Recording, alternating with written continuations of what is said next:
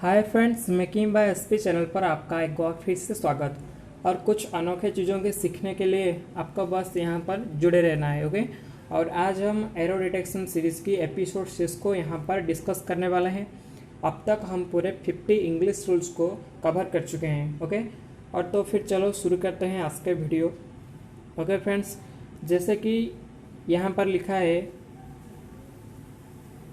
Episode number 6 है हमारा। जो भी हमारा सेशन है कि मिशन 1000 प्लस रूल्स, यहाँ पर हम पूरे 1000 प्लस रूल्स को कवर करने वाला हैं। और उसके बाद जो हमारा भी ड्रीम इल्यूजन क्वेश्चन होता है हमेशा की तरह, जिसमें क्या होता है कि जो भी इंग्लिश की सेंटेंस होता है आपको लगता है कि बिल्कुल सही है, इसमें कोई भी गलतियाँ नहीं छुपी है, बस वही सारे क्वेश्चन को मैं आपको बताऊंगा कैसे सॉर्ट आउट करना है। ओके। तो जैसे कि यहाँ पर एक क्वेश्चन लिखा है, क्या her black long hair adds glamour to her looks. क्या लिखा है? Her black long hair adds glamour to her looks. कि जो उसकी ब्लैक कलर के हेयर है ना, उसको बॉडी में जो भी उसकी बॉडी में क्या रखता है उसका ज़्यादा से एक ग्लैमर देता है। तो उसमें तो आपको लग रहा हो कि यहाँ पर कोई भी गलती नहीं दिखाई देती है, पर मैं आपको यहाँ पर गलती है कुछ जो मैं आपको बताऊंगा। बस आपको इसीलिए क्या करना है कि जो हमारा सेक्शंस पूरे सेशन है उसको 51 से जो 60 रूल को कवर करने वाला है, उसके बाद मैं आज का वो ट्रिक को बताने वाला हूँ क्या यहाँ पर गलत हो सका है। ओके। तो यहाँ पर क्या ट्रिक लिखा है? OSASCO, उससे कम यहाँ पर एक ट्रिक हो सकता है। आपको लगता होगा क्या सारे रीजनिंग का क्लास है? नहीं है, फिर भी कैसे ट्रिक बनता है मैं आपको बताऊँगा। ओके। तो चलो उसके बाद आते हैं आज का पहला क्वेश्चन। क्या है देखो, आज का पहला क्वेश्चन है, देखो आप सभी को दिखाई होगा यहाँ पर क्वेश्चन नंबर 51 लिखा है। ओके। तो देखो पहला क्वेश्चन क्या लिखा है। पहला क्वेश्चन क्या देखो, नो लेस देन, क्या लिखा है? No less than 50 dacoits were killed in an encounter with the police. Okay. तो no less than 50 dacoits were killed in an encounter with the police, यानी जो भी अबाउट 50 डकैट्स वर क्या क्या हो गया, उनका एनकाउंटर हो गया पुलिस के साथ। ओके। तो आपको यहाँ पर क्या एरर हो सकता है आपको लगता है, बताओ। कि no less than 50 dacoits were killed in an encounter with the police. तो दो वर्ड होता है। ओके फ्रेंड्स, दो वर्ड होता है। जैसे कि पहला वर्ड मैं यहाँ पर लिख देता हूँ, देखो अच्छे से। पहला वर्ड होता है, लेस। क्या? लेस। पहला वर्ड होता है लेस, और एक होता है फ्यू। ओके। लेस होता है और एक फ्यू होता है। तो लेस को हम कहाँ पर यूज करना है कि अगर कोई भी क्वांटिटी को शो कर रहा है, कहाँ? क्वांटिटी। ओके। क्वांटिटी को शो कर रहा है। और जैसे कि जो बिल्कुल अनकाउंटेबल नाउन होता है, क्या? अनकाउंटेबल नाउन होता है। ओके। Uncountable noun. ओके। अगर कोई भी अनकाउंटेबल नाउन होता है और क्वांटिटी को शो कर रहा है तो हमें यहाँ पर लेस को लगाना है। क्या? लेस। अगर कोई भी चीज़ जो भी कोई नंबर को शो कर रहा है, क्या? नंबर, जिसे हम बिल्कुल काउंट कर सकते हैं, यानी काउंटेबल नाउन। क्या? Countable noun. वहाँ पर हमें लगाना है क्या? फ्यू। ओके। यहाँ पर दो चीज़ को आप बिल्कुल अच्छे से लर्न कर लो कि अगर कोई भी सेंटेंस पे जो भी नंबर दे रहा है, ओके, तो वहाँ पर हमें लेस या फिर फ्यू, आपको डिपेंड कर रहा है कहाँ पर, नाउन, या फिर अगर वो काउंटेबल नाउन हो तो आपको यहाँ पर फ्यू का यूज़ करना है। अगर वो अनकाउंटेबल नाउन होता है तो आपको बस यहाँ पर लेस को यूज़ करना है। वो ऐसी जो नाउन होता है ना, यहाँ पर इस दो चीज़ों पर ज़्यादा से क्वेश्चन बनती है, बस आपको इसे याद करना है। ओके। तो देखो यहाँ पर क्या गलत हो सकता है, देखो तो क्या गलत दिख रहा है आपको, बताओ। कि यहाँ पर लिखा है नो लेस देन 50 डकैट्स। देखो 50 क्या है, जो हमें काउंट कर चुके हैं कि 50 डकैट्स इज देयर। ओके। तो यहाँ पर लेस नहीं जो होगा, क्योंकि लेस तो हमेशा हमारा अनकाउंटेबल नाउन पर आता है, तो यहाँ पर लेस नहीं होगा, फ्यू होगा। क्या? फ्यू। ओके। आप समझ गए कि जब अगर कोई भी सेंटेंस दे रखा है और आपको बस देखना है कि वो सेंटेंस में जो भी नंबर्स दे रहा है, यहाँ पर अगर वहाँ पर हमें लेस शो कर रहा है, तो आप देखिए कि उससे बाद कोई नंबर है क्या? है। तो अगर है तो आपको चेंज करना है कि उसको फ्यू पर चेंज करना है। अगर मैं और एक सेंटेंस लिख रहा हूँ कि I have few I have तो देखो मैं क्या लिखता हूँ, I have few water, I have few water, ये क्या सही होगा? आई हैव फ्यू वाटर, ये सही होगा क्या? ये बिल्कुल सही नहीं होगा, क्योंकि देखो वाटर को हम तो काउंट नहीं कर सकते, वाटर को हम काउंट नहीं कर सकते, तो वो अनकाउंटेबल नाउन है। और मैं आपको बताया कि कोई भी अनकाउंटेबल नाउन आया तो आपको वहाँ पर लेस का यूज़ करना है, फ्यू नहीं होगा। ओके, तो देखो, तो हमारा 51 का रूल मैं यहाँ पर लिखते हूँ, तो आपको कोई भी प्रॉब्लम नहीं होगा। ओके, तो क्या रूल है देखो, फिर से बता देता हूँ आपको। रूल क्या है देखो, देखो रूल क्या है कि less is used for quantity while fewer is used in terms of number. Quantity का मतलब वो बिल्कुल क्या होगा, एक अनकाउंटेबल नाउन होगा। क्या? एक अनकाउंटेबल नाउन। ओके, और जो भी फ्यू होगा उसको हम कहाँ पर यूज़ करना है, जो भी कोई नंबर को शो कर रहा होगा तो वहाँ पर हमें फ्यू का यूज़ करना है, यानी काउंटेबल नाउन। क्या? Countable nouns. ओके, तो उसके बाद हम देखते हैं इसका क्वेश्चन नंबर 52। आपका बिल्कुल 51 का नंबर के जो क्वेश्चन है वो क्लियर होगा। तो देखो अब हम क्वेश्चन नंबर 52 को देखते हैं। देखो, तो क्वेश्चन नंबर 52 क्या है देखो, हैड यू, क्या लिखा है देखो, had you played well you would win the match. Had you played well, had you played well you win the match. Okay, तो देखो यहाँ पर क्या, देखो क्या है यहाँ पर, had you played the well you would win the match. अगर तुम अच्छे से मैच खेलोगे तो आप विन हो सकते हो। ओके, क्वेश्चन क्या है देखो, had you played well you would win the match, वो बिल्कुल सही है कि अगर आप अच्छे से मैच खेलोगे तो फिर विन हो जाएंगे। तो यहाँ पर हमें तो गलत फाइंड करना है। देखो क्या है कि दो दो सेंटेंस हो रहा है, एक तो प्रिंसिपल क्लॉज होता है। क्या? Principal clause. ओके, और एक होता है सबऑर्डिनेट क्लॉज। क्या? Subordinate clause. दो सेंटेंस होता है, एक तो प्रिंसिपल क्लॉज और एक सबऑर्डिनेट क्लॉज। तो अगर जो भी सेंटेंस में प्रिंसिपल क्लॉज होगा ना, वो हमेशा क्या होना चाहिए, प्रिंसिपल क्लॉज को हमेशा फ्यूचर परफेक्ट में होना चाहिए। क्या? Future perfect, future perfect. Okay, और जो भी सबऑर्डिनेट क्लॉज होगा वो हमेशा पास्ट परफेक्ट में। क्या? पास्ट परफेक्ट में होगा। दो सेंटेंस होगा, एक तो प्रिंसिपल क्लॉज और एक सबऑर्डिनेट क्लॉज। जो भी प्रिंसिपल क्लॉज होगा वो हमेशा आपको याद करना है कि वो हमेशा फ्यूचर परफेक्ट में होगा, और सबऑर्डिनेट क्लॉज को होगा वो हम जो कि हम बोलते हैं कि सेंटेंस ऑफ कॉन्सिक्वेंस, जो कि प्रिंसिपल क्लॉज को बिल्कुल डिपेंड करता है क्या होगा, तो वो हमेशा क्या होगा कि वो पास्ट परफेक्ट में होना चाहिए। ओके, तो फ्रेंड्स देखो क्या होगा, व्हाट अब देखो क्वेश्चंस क्या है, had you played well you would win the match. Had you played well you win the match. यहाँ पर देखो क्या है कि हैड यू प्लेड वेल, ये हमारा क्या हो गया, प्रिंसिपल सेंटेंस हो गया। क्या? प्रिंसिपल क्लॉज हो गया, प्रिंसिपल क्लॉज।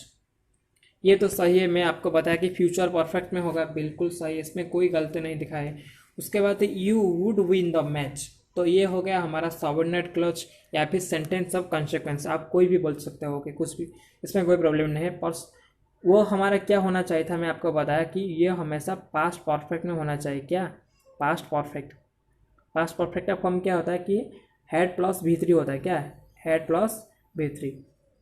तो देखो यहाँ पर तो इस नहीं दिखाई देता, तो हम क्या लिखना है यहाँ पर कि जो भी लिखा है यहाँ पर, had you played well you would win the match, तो यू वुड विन द नहीं, you would won the match. क्या? You would had won the, you would had won the match, you would had won the match. तो यहाँ पर part B पर गलत आ गया। Okay, तो आपको इस दो जो भी मैं दो रूल पूछा है उससे आपको बस अच्छे से याद करना है, और मैं जो बताया रूल यहाँ पर लिखा हूँ, देखो क्या है, फिर से बता देता हूँ आपको रूल को अच्छे से।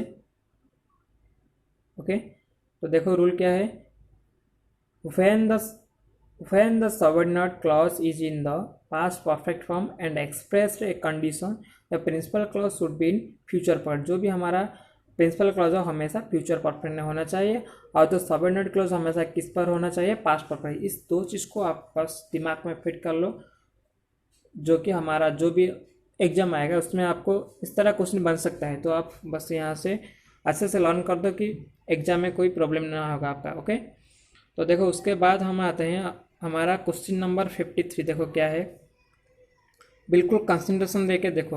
ओके, देखो क्वेश्चन नंबर 53 क्या है, देखो थोड़ी देर, क्वेश्चन नंबर 50 देखो अच्छे से। Okay, the teacher was saying that one must do his duty. The teacher was saying that one must do his duty. तो टीचर ने बोले कि क्या, जो बंदा उस जो हम एक अपने के काम करना चाहिए, अपने का काम करना चाहिए। तो the teacher was saying that one must do his duty. तो देखो हमारा एक चीज़ होता है, जैसे कि हम बोलते हैं उसे क्या बोलते हैं कि पॉजेसिव एडजेक्टिव, पॉजेसिव प्रोनाउन। क्या पॉजेसिव प्रोनाउन? ओके, तो यहाँ पर देखो हमारा जो वन का पॉजेसिव क्या होता है, वांस होता है। क्या होता है? वन का पॉजेसिव प्रोनाउन क्या होता है? वांस। क्या होता है? वांस। आप इसे याद कर लो कि जो पॉजेसिव प्रोनाउन किसका, वन का वांस होता है। तो देखो यहाँ पर क्या होगा, the teacher was saying that one must do his duty. यहाँ पर हिज गलत हो गया, यहाँ पर हिज नहीं होगा, यहाँ पर हमें वांस लिखना है। क्या? वांस। Okay, the teacher was saying that one must do once duty. Okay, यहाँ पर पार्ट सी पर एरर है। कहाँ पर? पार्ट सी पर। तो आप रूल नंबर 53 को फिर से बता देता हूँ कि देखो कि जो हमारा हीज है यहाँ पर किस में रिप्लेस हो जाएगा? वंस। क्योंकि ये जो भी वन होता है, वन का पॉजेसिव प्रोनाउन हमारा वंस होता है। क्या? वंस।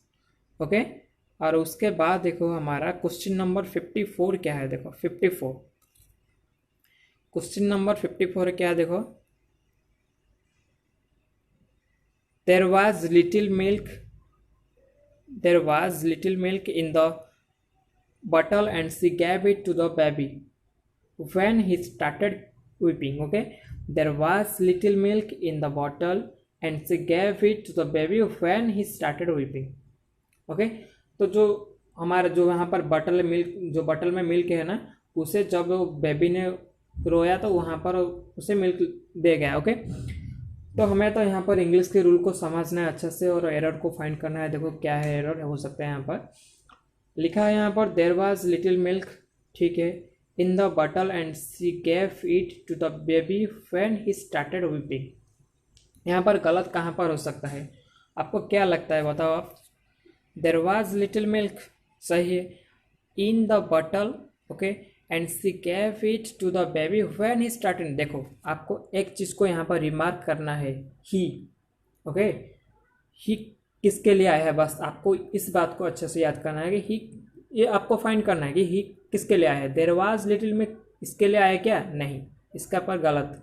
तो there was little milk in the bottle and she gave it to the baby, ये बिल्कुल व्हेन एक कंजक्शन होता है। ओके, वो बिल्कुल बेबी के लिए आया है। किसके लिए? बेबी। तो आपको बस जो ही आया है वो बेबी के लिए आया है। ओके, तो यहाँ पर आपको एक चीज़ को ध्यान देना है कि अगर कोई भी बेबी दिया है, क्या कोई भी बेबी या फिर कोई भी एनिमल का जो भी चाइल्ड होता है, एनिमल का चाइल्ड दे रखा है, तो उसके लिए हमारा प्रोनाउन क्या आता है? वो हमेशा है कि ईट आता है। क्या आता है? ईट। ओके, तो there was little milk in the bottle and she gave it to the baby when he, यहाँ पर ही नहीं होगा, यहाँ पर क्या आ जाएगा? देखो मैं फिर से उसको क्लियर कर देता हूँ, फिर से आपको बताऊँगा। ओके, तो देखो क्या पर क्या हो सकता है, यहाँ पर हम गलत मिल गया हमें ही। ओके, ही क्यों नहीं यहाँ के? क्योंकि यहाँ पर बेबी के लिए वो आया है, लेकिन बेबी के लिए हमेशा ईट आ रहा है। क्या? ईट। तो यहाँ पर ही के जगह हमें क्या लिखना है? ईट लिखना है। क्या? ईट। तो there was little milk in the bottle and she gave it to the baby when he, okay, he का मतलब यहाँ बेबी शो कर रहा था, लेकिन बेबी के लिए हमें ईट को लगाना है, ही को नहीं। ओके, तो आपको इस रूल को भी अच्छे से ध्यान देना है कि रूल क्या है फॉर बेबी। देखो मैं रिमार्क कर देता हूँ, आपको बस उसको अच्छे से ध्यान देके 1-2 बार लिखना है, फिर से याद हो जाएगा। For baby and baby animals pronouns it is use. Pronoun क्या यूज होता है? ईट यूज होता है। Okay, for baby and baby animals, okay, pronoun it use होता है। ओके, उसके बाद देखो हमारा क्वेश्चन नंबर 55 क्या है। बिल्कुल कंसंट्रेशन देके देखो, क्योंकि हमारा जो लास्ट में आने वाला है ब्रेन इल्यूजन क्वेश्चन, वो धमाकेदार होने वाला है। ओके, और अब तक जो भी रूल में बताया, अगर आप बिल्कुल अच्छे से सुन रहे होगे ना, आपका कोई भी प्रॉब्लम नहीं होगा, मैं आपको प्रॉमिस करता हूँ। ओके, तो अगर आपको अब तक वीडियो अच्छे लगे तो आप बिल्कुल आपको फ्रेंड को शेयर करो और सब्सक्राइब कर दो, अभी सब्सक्राइब कर दो। ओके फ्रेंड्स, तो देखो क्वेश्चन नंबर 55 क्या है। Question number 55, this room is very beautiful but too much small to accommodate all of you, to accommodate all of you. मैं आपको इस रूल को बताने से पहले एक बोलता हूँ कि आप अगर कोई भी एरर को फाइंड आउट करते हो ना, पहले उस क्वेश्चन को धीरे धीरे से पढ़ो, क्योंकि आपको बस सबको पार्ट्स ऑफ स्पीच को जैसे कि आपका ब्रेन में फिट हो जाएगा ना, उसके बाद आप सब क्लियर कर चुके हैं। ओके, तो देखो मैं फिर से पढ़ता हूँ कि this room is very beautiful. Okay, इसमें कोई भी कि रूम अच्छे ज़्यादा ही ब्यूटीफुल है। Okay, but too much small to accommodate all of you, to accommodate all of you. देखो क्या होता है कि this room is very beautiful but too much small to accommodate all of you.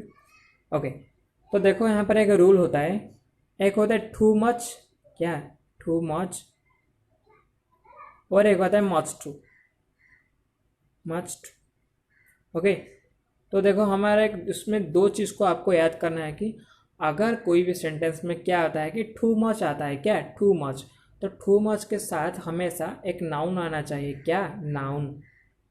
Okay, कि too much के साथ हमेशा एक नाउन आना चाहिए, और मच टू के साथ एक अनप्लीजेंट, क्या अनप्लीजेंट यानी जिसमें आप सेटिस्फैक्ट्री ही नहीं है, अनप्लीजेंट एडजेक्टिव आना चाहिए। ओके, तो आप इस रूल को भी ध्यान दें कि टू मच के साथ हमेशा एक नाउन आता है और मच टू के साथ एक अनप्लीजेंट एडजेक्टिव है। अनप्लीजेंट मतलब क्या है कि जो चीज़ है आपको वहाँ उससे सेटिस्फाई नहीं है, आपको उसमें अच्छी ही नहीं लगती है। ओके, तो देखो क्या हो सकता है यहाँ पर, this room is very beautiful but too much small.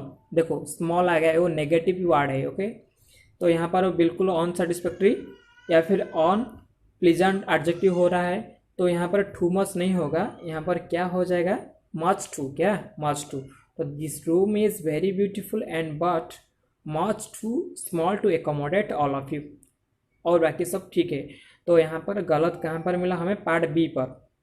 Okay friends, तो आप इसे बस अच्छे से और थोड़ी बार देख देना, क्योंकि अगर आप एक दो बार बस आपको रिवाइज कर दे तो सब क्लियर हो जाएगा। ओके, और उसके बाद हम जो रूल, फिर से मैं उस रूल को बता देता हूँ। यहाँ पर देखो क्या है कि अगर टू मच आए तो उसके बाद हमेशा नाउन आएगा, मैं आपको बताया यहाँ पर, और अगर मच टू आया तो उसके बाद एक अनप्लीजेंट एडजेक्टिव आएगा। ओके, मैं बताया यहाँ पर। ओके, आपको बस क्लियर हो गया, मुझे पता है। ओके, तो देखो क्वेश्चन नंबर 56 क्या है,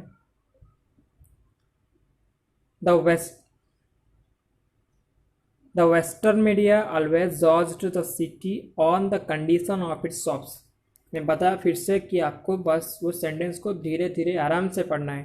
okay, the western media always judged the city on the condition of its shops. जो भी वेस्टर्न मीडिया होता है वो शॉप को कंडीशन को लेकर हमेशा जज करते हैं। ओके, तो देखो यहाँ पर क्या, एक अच्छी सी रूल बताता हूँ पहले, कि अगर सेंटेंस में कोई भी जज की वर्ड आपको दिखाई दी, क्या एक जज की वर्ड दिखाई गई, उसके बाद हमेशा हमें एक प्रीपोजिशन को लगाना होता है, वो बाय, क्या बाय। ओके, अगर कोई भी सेंटेंस को आप दिखे कि यहाँ पर जज का एक वर्ड दे रखा है, उसके बाद जो भी प्रीपोजिशन आएगा वो मस्ट बी बाय, क्या बाय।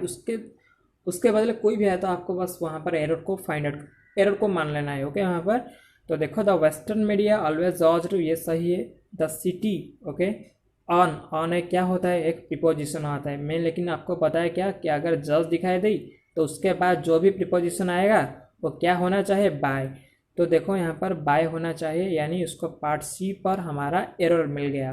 ओके, तो देखो मैं यहाँ पर रूल को लिख दिया हूँ, आपको फिर से बता देता हूँ। देखो क्या कि judge is always compiled by, judge is always accompanied by the preposition by। Okay,